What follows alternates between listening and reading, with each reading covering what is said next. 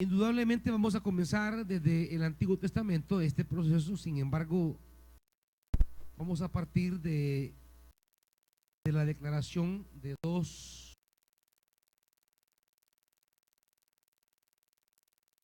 pilares, diríamos, revelatorios.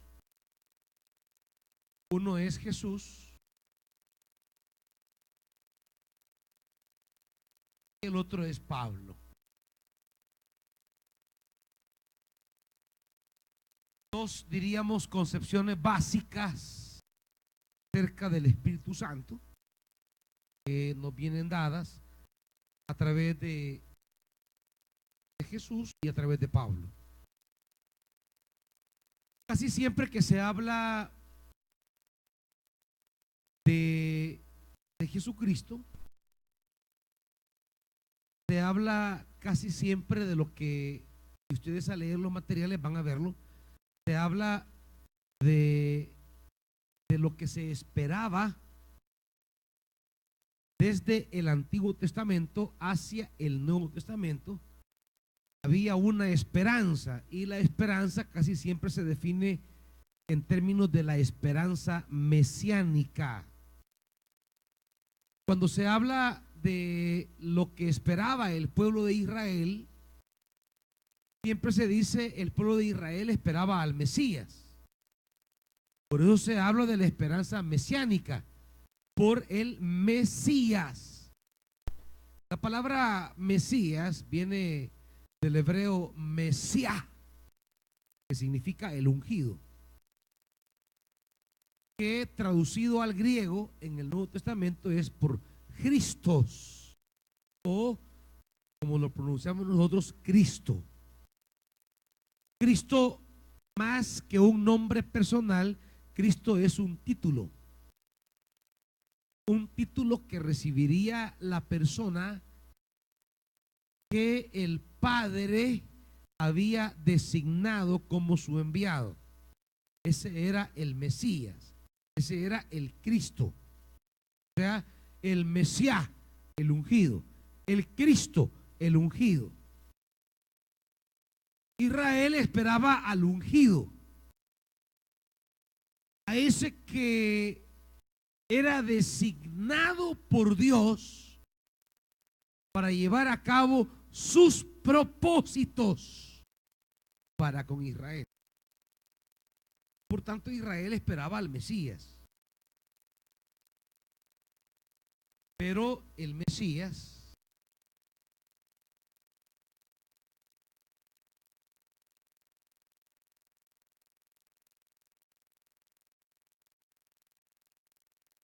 ¿por qué Israel esperaba al Mesías?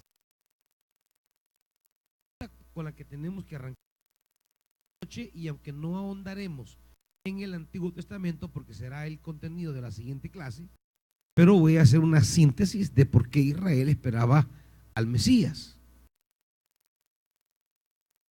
La esperanza del Antiguo Testamento le llaman los estudiosos de la Biblia, le llaman la esperanza mesiánica. Israel esperaba al Mesías, porque el Mesías iba a llevar a cabo el propósito de Dios para Israel.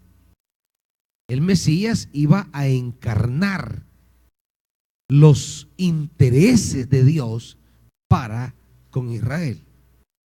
Ahora, todos los biblistas, o sea, los que ahondan el estudio de la Biblia, nos hablan de la esperanza mesiánica, pero nunca nos dicen por qué esperaban al Mesías. Nunca profundizan para ayudarnos a esclarecer por qué los judíos del Antiguo Testamento esperaban al Mesías. Ya en el pasaje que hemos leído nosotros para la preparación, vayamos brevemente a Marcos.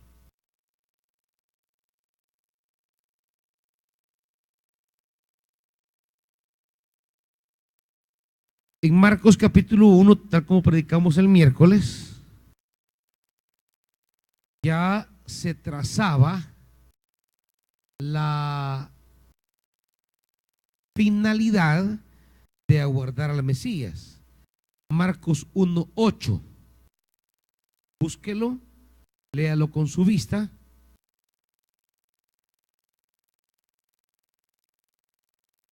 Todo Israel esperaba al Mesías. Pero ¿por qué? ¿Por qué? ¿Por qué el Mesías era el signo de la esperanza para Israel? ¿Por qué? Marcos 1:8. ¿Qué dice el Bautista?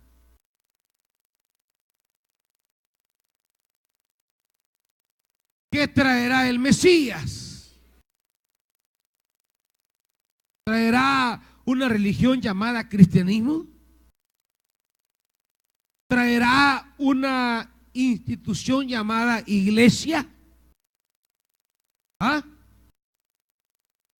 ¿Traerá un conjunto de dogmas llamado doctrina? ¿Qué trae el Mesías? La esperanza del Mesías es por una...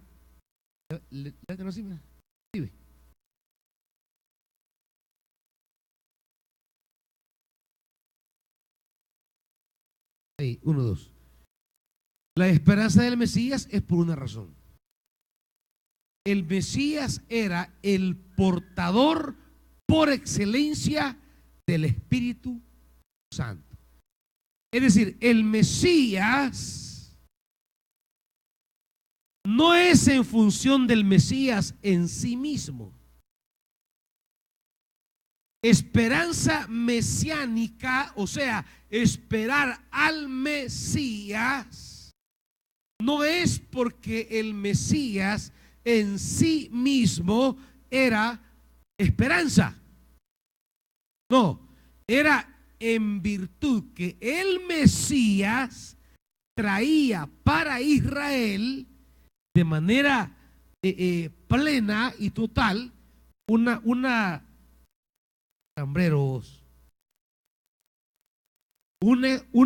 realidad que se llama el Espíritu Santo.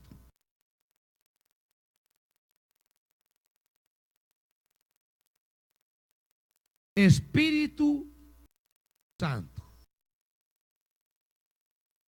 En tanto el Mesías era portador del Espíritu Santo, en esa medida el Mesías se convertía en esperanza para Israel. ¿Me van siguiendo, hermanitos? O sea, no es esperar al Mesías por ser el Mesías. Y ahí se quedan cortos los biblistas cuando hablan de la esperanza mesiánica. Como que el Mesías, en virtud de sí mismo, era esperanza para Israel. No. El Mesías era esperanza para Israel, en tanto el Mesías es el portador por excelencia del Espíritu Santo. ¿Estamos? Comencemos aquí, porque si no entendemos la centralidad del Espíritu Santo en la tarea mesiánica de Jesús, podemos confundir y podemos equivocarnos en hablar del ministerio de Jesús, del ministerio redentor de Jesús, desligado de la obra del Espíritu Santo, como de hecho ocurre en muchas congregaciones, donde se habla del papel salvador de Jesús, pero sin ninguna ligazón o sin ninguna unión al tema del Espíritu Santo. Entonces se habla de Cristo y de su poder redentor, pero desvinculado de la obra del Espíritu Santo. El Nuevo Testamento no conoce una obra redentora del Mesías que no esté ligada al tema del Espíritu Santo. Por eso se dice Vaya conmigo a Isaías. No me pierda Marcos porque vamos a tomar Marcos. Ve a Isaías.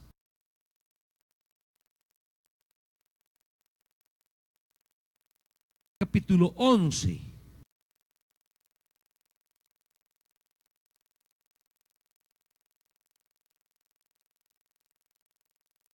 Cuando usted y yo leemos Isaías capítulo 11 en clave cristiana y se comienza a decir, capítulo 11, versículo 1, del tronco de Isaí brotará un retoño, usted ya va imaginando de quién está hablando. ¿Sí? Brotará del tronco de Isaí un retoño. ¿De quién usted entiende que ya está hablando? ¿De quién? De Jesús, el hijo de Isaí, el hijo de David. Un vástago nacerá de sus raíces. Ya en clave cristiana estamos entendiendo que el retoño del tronco de Isaí es Jesús. Ahora, inmediatamente en el versículo 2 se nos habla de la característica que tendrá el retoño de Isaí. ¿Cuál es la característica? Ajá, versículo 2. El Espíritu del Señor reposará sobre él. Esa es la característica que define al Mesías. No es en virtud de ser el Mesías. La centralidad de Jesús no es la centralidad por ser el retoño o el vástago de Isaí. La centralidad de Jesús como Mesías en el Nuevo Testamento es en tanto Él es portador del Espíritu del Señor. ¿Estamos? O sea, el Mesías no tiene, diríamos, una centralidad a partir de Él, sino a partir de la relación que Él guarda con alguien. ¿Estamos? La importancia del Mesías no es la importancia de Él en sí mismo, sino que la importancia del Mesías es por la relación que Él guarda respecto a una persona que se llama Espíritu Santo. ¿Me están oyendo? Digan amén, pues. Todos dormidos, como que están, como fueran viejitos. Por eso, hoy día, es lo mismo. La centralidad que cualquiera de ustedes pueda tener en la obra de Dios no es por ustedes, hermanitos. Olvídense de eso. Ah, no, es que yo soy alguien bien entregado. Usted puede andar aquí como hormiga loca. Ah, no, es que yo soy importante en la iglesia porque yo soy bien guapo. Es que yo soy bien linda y todos me miran. Miren, hermanitos, la importancia y la centralidad suya no tiene nada que ver con una cualidad personal suya. Esto es igual que el Mesías. La centralidad del Mesías en la esperanza de Israel guarda relación con la estrechez y cercanía que el Mesías tiene respecto al Espíritu Santo. Y eso es lo mismo para usted y para mí hoy en la vida de la iglesia. Nuestra importancia en la vida de la iglesia está en relación directa con nuestra comunión con el Espíritu Santo. Aquí ninguno diga, no, es que yo soy bien importante para la iglesia porque, sin mí, cualquiera está pensando que sin mí están perdiditos, hermanitos. Están perdiditos. La esperanza mesiánica es en virtud de la relación que el Mesías guardará con el Espíritu del Señor. La importancia suya en la obra de Dios está en relación a la estrechez que usted guarda con el Espíritu de Dios. A partir de ahí, que yo soy profesional, que yo tengo dinero, que yo tengo experiencia, que yo tengo forro, que yo conozco tanto. Hermanitos, doctores de la ley había en el tiempo de Jesús, eruditos, sabios, entendidos, pero no fueron decisivos en los planes de Dios, porque la esencia del Mesías, oiga eso, si no entiende esto, no va a entender su propio ministerio. La esencia del Mesías era su relación con el Espíritu Santo. Era la esencia. Y si lo fue para Jesús, lo es para usted y para mí ahora. No, es que con mi linda cara yo a cualquiera convenzo, sí, a cualquier dundo, pero aquí a Dios no. No, es que yo tengo palabras. Dice, no, paja quiere decir. Palabra no, paja tiene. Y yo convenzo rapidito. No, hermanito. Usted puede tener el don de la habilidad de la verborragia. Otra cosa es tener palabra del Espíritu Santo. Son cosas distintas. Y algunos confunden sus habilidades personales, sus capacidades personales o sus virtudes personales, las confunden con esta dinámica relacional con el Espíritu Santo. El Mesías era la esperanza de Israel, pero no por ser el Mesías. Era la esperanza de Israel en tanto el Mesías era en quien reposaba el Espíritu Santo. ¿Me van siguiendo, hermanitos? Por eso, veamos brevemente en Lucas.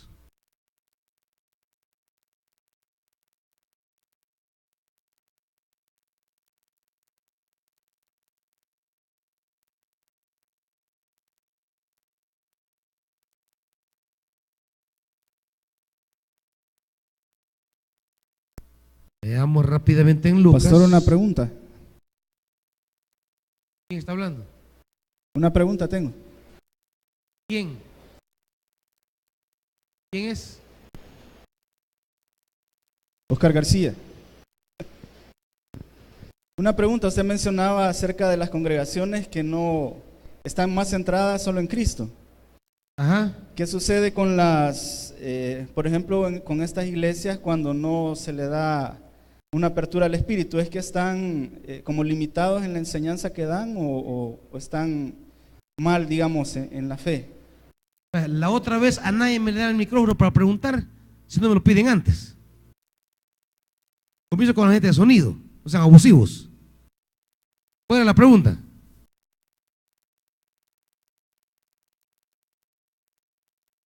La pregunta es, pastor, usted mencionaba que en muchas congregaciones actualmente no se le da espacio al Espíritu, solamente están centradas en Cristo.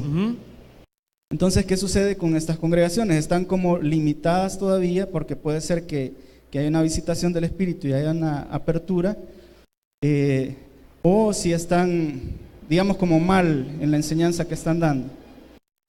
La pregunta que usted ha hecho va a ser la conclusión de este día. Para responder a la pregunta que se ha hecho, primero debemos comprender la centralidad del Espíritu en la vida de la iglesia. Y entonces, cuando comprendemos la centralidad del Espíritu en los planes de Dios para la vida de la iglesia, entonces una iglesia que no se abra al Espíritu, ¿cómo queda? Pues la pregunta va a caer por su peso. Pero lo esencial, es lo que quiero que me comprendan primero. Antes que responder a cómo queda una iglesia que no se abre el Espíritu, primero quiero que me comprendan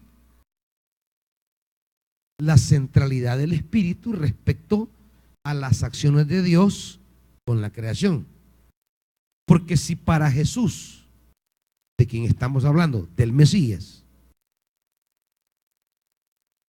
si para el Mesías no es el Mesías, su importancia no es por él,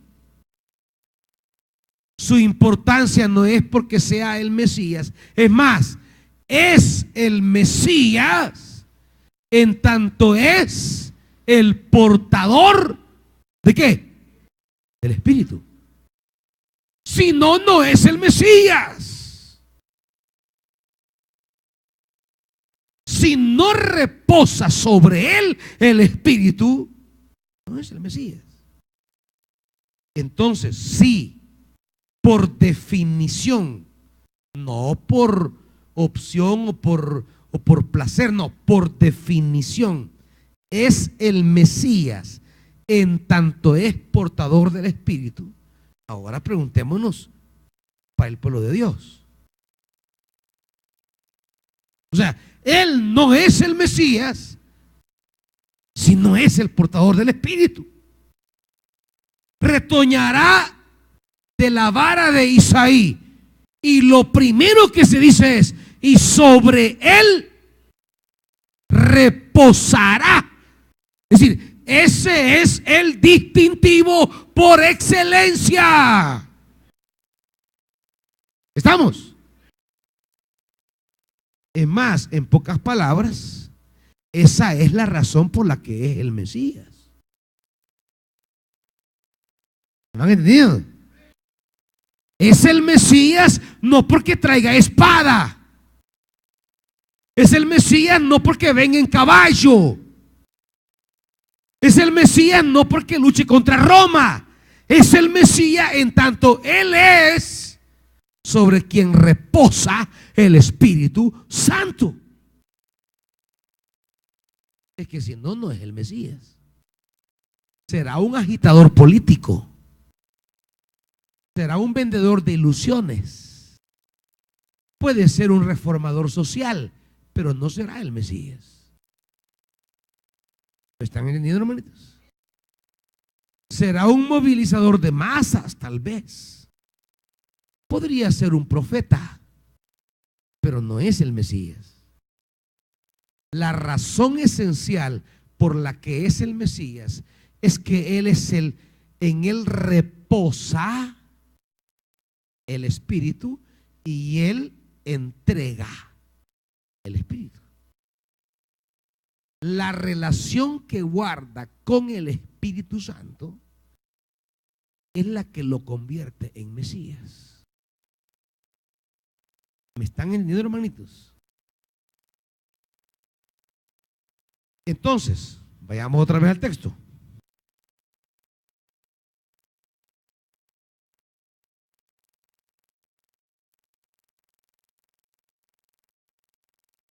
Dice: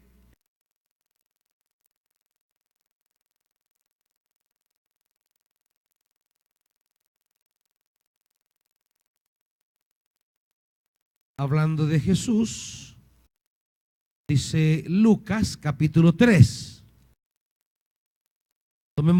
tomemos la versión de Lucas para empalmar. Lucas 3.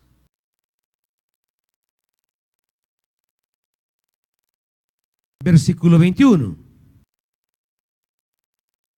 Un día en que todos acudían a Juan para que los bautizara, Jesús fue bautizado también. Y mientras oraba, ¿qué pasó? El cielo se abrió. ¿Y qué viene a continuación? Y el Espíritu Santo bajó sobre él en forma de paloma. Entonces se oyó una voz del cielo que decía: tú eres mi Hijo amado, estoy muy complacido contigo. ¿Cuál es el signo fundamental en el bautismo? ¿Ah? ¡Ey, pero hablen pues! La recepción que recibió el Mesías. Lo que se dice en Isaías 11: sobre él reposará Espíritu. ¿Cuál es el signo en el bautismo sobre Jesús? El Espíritu Santo. Y más adelante, capítulo 4,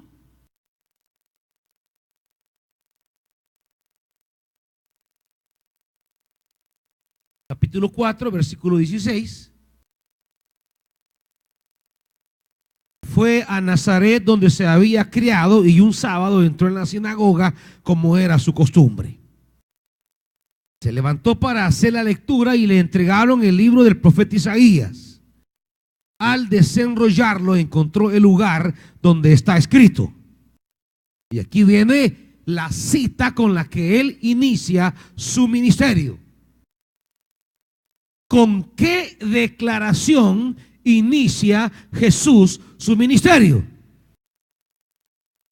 El Espíritu del Señor está.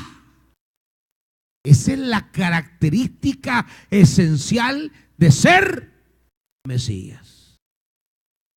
El Espíritu del Señor está sobre mí, por cuanto me ha ungido para anunciar buenas nuevas a los pobres, me ha enviado a proclamar libertad a los cautivos, dar vista a los ciegos, poner en libertad a los oprimidos y a pregonar el año del favor del Señor. Luego enrolló el libro, se lo devolvió al ayudante y se sentó. Todos los que estaban en la sinagoga lo miraban detenidamente y él comenzó a hablarles: hoy se ha cumplido esta escritura en presencia de ustedes. Evangelio según Juan.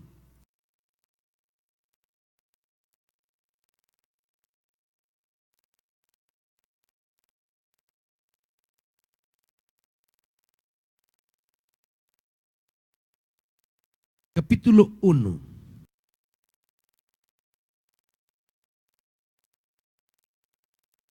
Evangelio según Juan, capítulo 1. ¿Lo tienen? Versículo 29. Al día siguiente, Juan vio a Jesús que se acercaba a él y dijo: aquí tienen al Cordero de Dios que quita el pecado del mundo. De este hablaba yo cuando dije: después de mí viene un hombre que es superior a mí, porque existía antes que yo.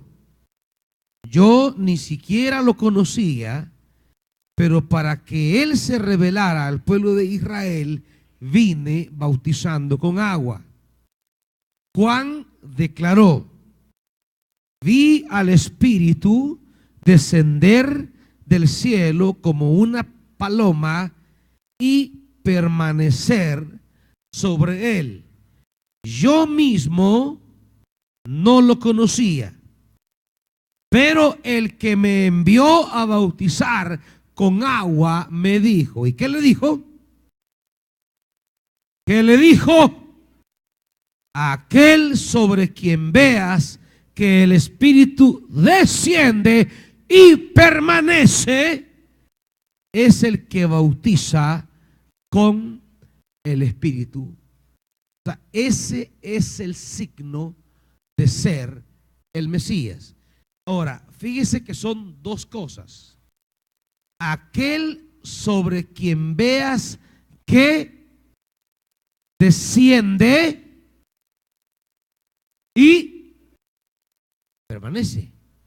Porque en el Antiguo Testamento la característica sobre los profetas es que el Espíritu descendía, mas no permanecía. Pero sobre el Mesías desciende y permanece.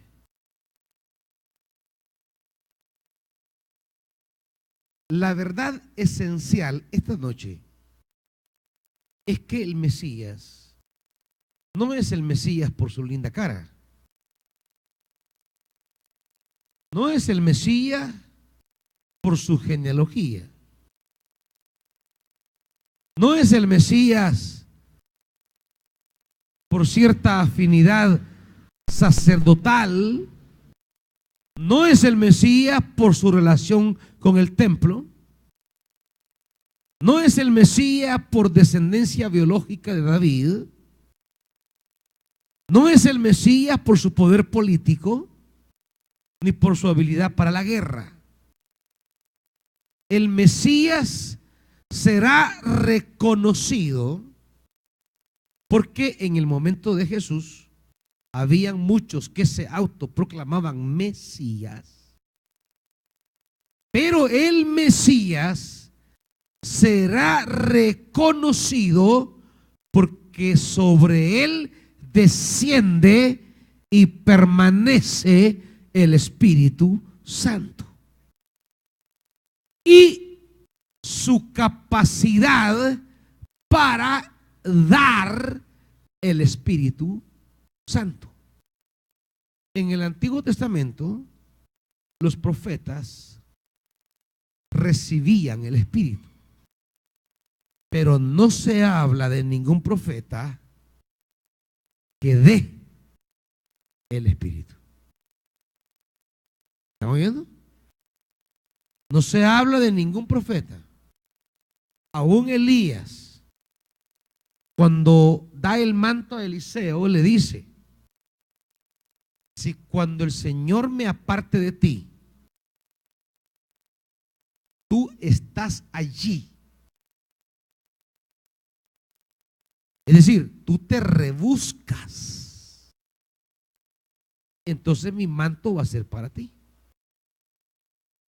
Pero más que la capacidad de Elías para darlo, fue la capacidad de Eliseo para buscarlo.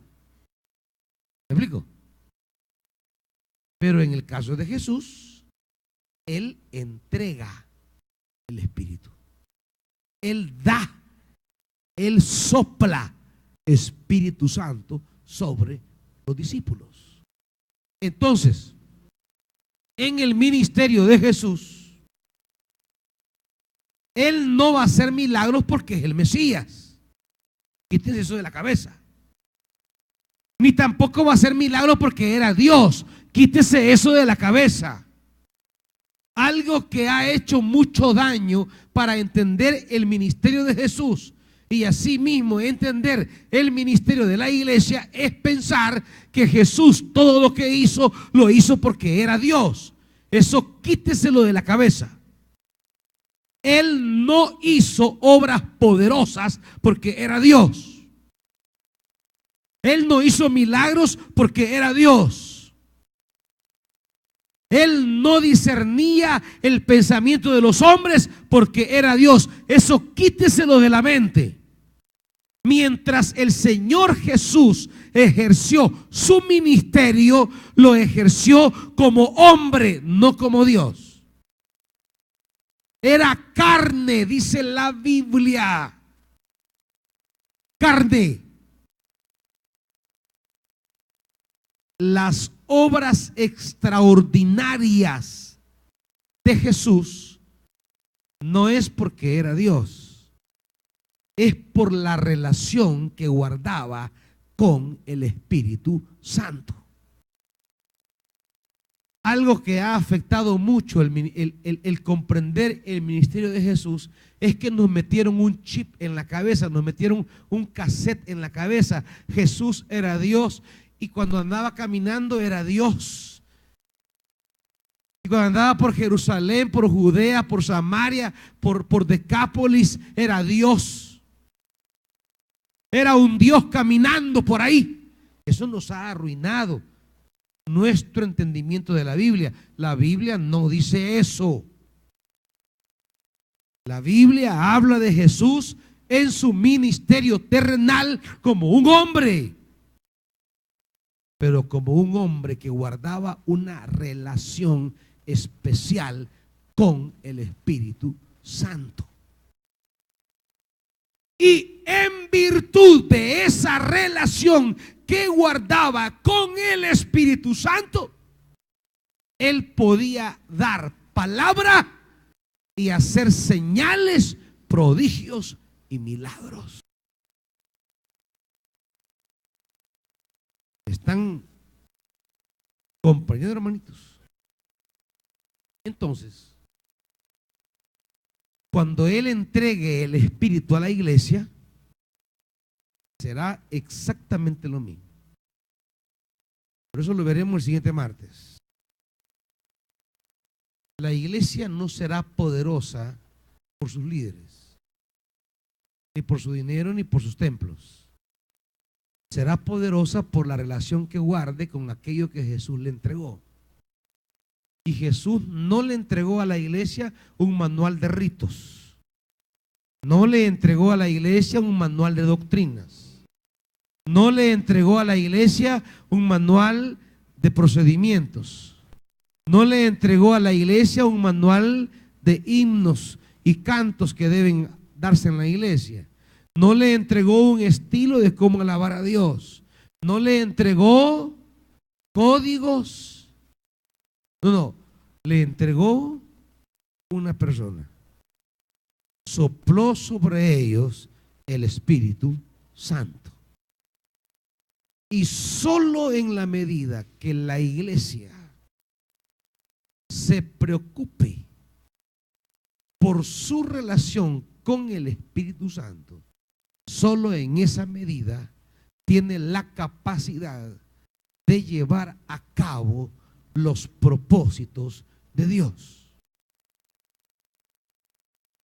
Los cristianos, no es por su linda cara, no es por su antigüedad, no es por su conocimiento, ni es por su dinero.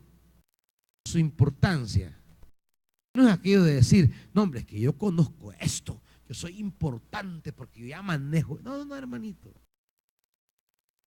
Solo una es la cosa, una nada más.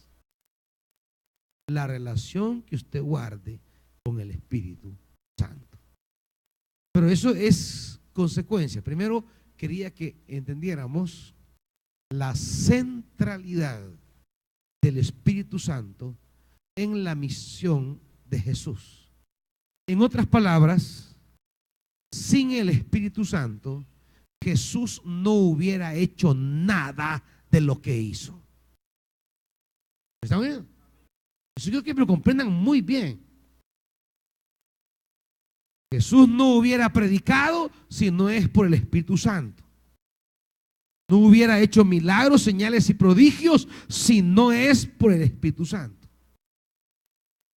No hubiese tenido el coraje de ser fiel al llamado de Dios y llegar hasta las últimas consecuencias, que es la cruz, si no es por el Espíritu Santo. Es más, ni siquiera él se levantó de la tumba solito.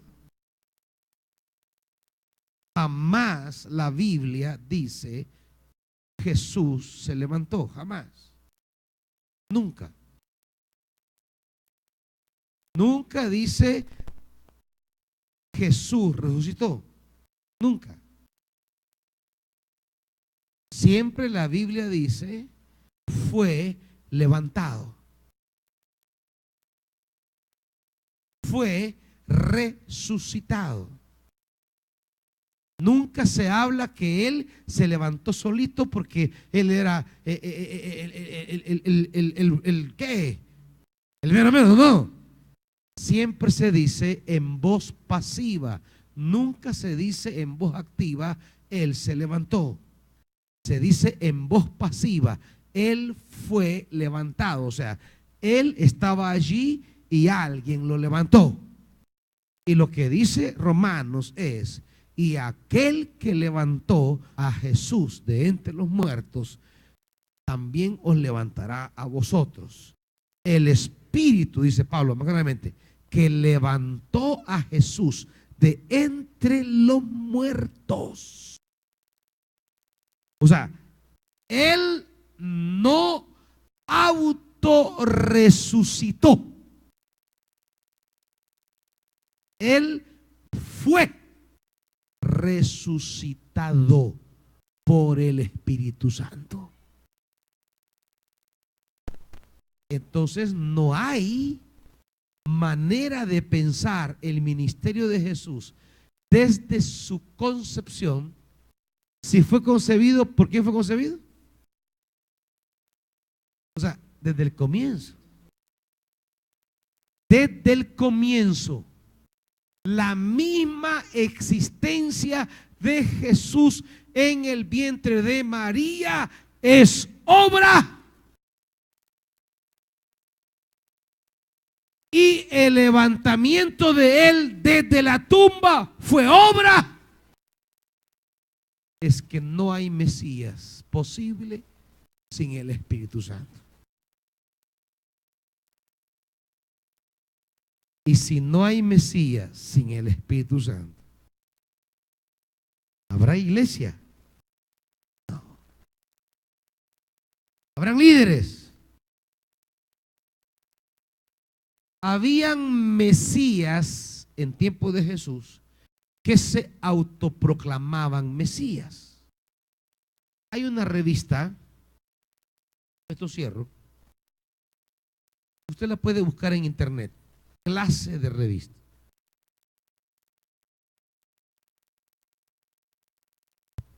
Se llama Ribla.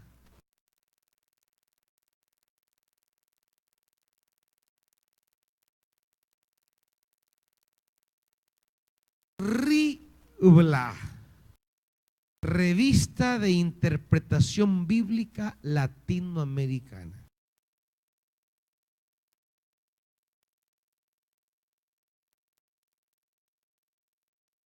Se la van a poner a todos ahí porque sé que no se mira en la pizarra. Es más, esta pizarra quizás ni la pongan ya porque la gente no mira. Mejor pónganse buzos para ir escribiendo ahí.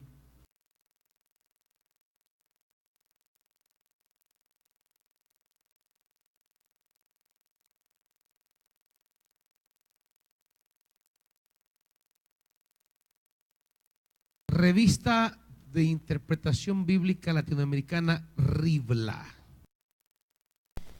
El número 1, ¿quiera que buscará? Número 1, ahí está. Usted solo mete eso en internet y ahí le van a aparecer todos los números. Es una revista excelente, con una cantidad de artículos. Miren, lo que quieren leer, solo ahí tienen para pasar leyendo. Creo que a la fecha llevan como 30 números. Ahí tienen ustedes para darse gusto. Aquellos que dicen, a mí me gusta leer, veamos si es cierto, pues lean solo esto. Excelente. Clase de gente que escribe en esta revista. El número 1, el tomo número 1 o el número 1 de la revista, tiene un artículo que se llama Jesús y otros profetas de su época. El autor es Carlos Mester, un biblista brasileño. Carlos Mester. Jesús y otros profetas de su época. Y usted va a conocer allí cómo en el tiempo de Jesús no solo él se proclamó Mesías. Junto con Jesús, en el mismo momento que vivió Jesús, se proclamaron Mesías muchos otros hombres. Pero el Nuevo Testamento lo que nos quieren decir es, de todos estos que se proclamaron Mesías en el mismo momento que Jesús vivió, Jesús se diferencia de todos ellos en una cosa: Él es portador del Espíritu Santo. Los demás serán revolucionarios sociales, los demás serán guerrilleros en las montañas, los demás ofrecerán liberaciones humanas, pero ninguno hablará de sí mismo en términos del Espíritu Santo. En el ministerio de Jesús, entonces, así como cosa primaria, Jesús nada hizo por sí mismo. Nada. Todo lo hizo por el Espíritu Santo. Todo lo que dijo, todo lo que hizo, lo hizo en virtud de ser la persona en quien moraba el Espíritu Santo. Entonces, cuando Él envía a sus discípulos, Él no puede concebir que los discípulos puedan hacer algo en el mundo si no es por el Espíritu Santo. Por eso Él lo que les va a entregar, lo que les va a donar, lo que va a soplar sobre ellos es el Espíritu Santo. Por eso Hechos de los Apóstoles, más que llamarse Hechos de los Apóstoles, dicen los biblistas, debería de denominarse los Hechos del Espíritu Santo. Porque es el Espíritu, no los apóstoles, es el Espíritu quien lleva adelante la obra de anunciar la buena nueva de Jesús en Hechos de los Apóstoles. Todo comienza con el derramamiento en Pentecostés y todo lo que viene allí es por el Espíritu Santo. Ustedes, hermanitos, cada uno de ustedes, si no es por el Espíritu, no son nada. Olvídense. Olvídense de cualquier importancia de usted en el ministerio si no es por el Espíritu. ¿Están viendo, hermanitos? Pónganse de pie entonces. Esta es la regla número 1, miren. Enséñame el índice. Aquí está. Los profetas Juan y Jesús y otros líderes populares de aquella época. Así se llama el artículo. Y el autor es Carlos Mester. Búsquenlo en internet. Pero mire, búsquenlo de verdad, no solamente me diga así con la paja. Y cuando llegan a la casa a buscar tonteras, van a abrir el Facebook, el Instagram. O sea, tonteras pues. Vaya y abra esta revista y comience a leer. Vea todos los artículos de cada una. Este es apenas el número 1, pero hay cantidad y ahí están toditos. No me venga diciendo es que viera que yo no tengo pisto para comprar. En lugar de decir le voy a meter saldo para andar raras y andar mensajeando en Facebook y WhatsApp y no sé qué cosas más, métale, pero para buscar esta información, hermanito. Usted que predica, infórmese. No va a ir a predicar por su linda cara, hermano. Aparte que ni la tiene, que es feo.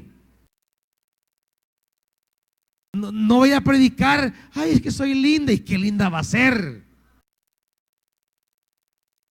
A no ser que a puro alisado de pelo y cosmético y Mary Kay medio se rebusque.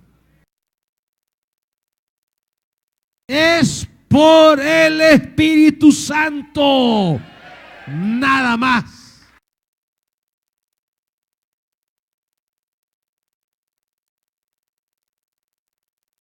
Oremos, Padre.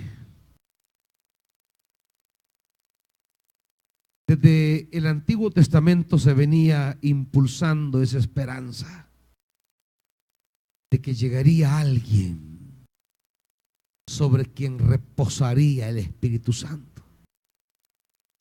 Y en el Nuevo Testamento recogemos con alegría el anuncio que en el Hijo de María el Espíritu reposará. Y los evangelios nos hablan que el Hijo de María es el Mesías, Jesús de Nazaret, porque sobre él reposó el Espíritu Santo.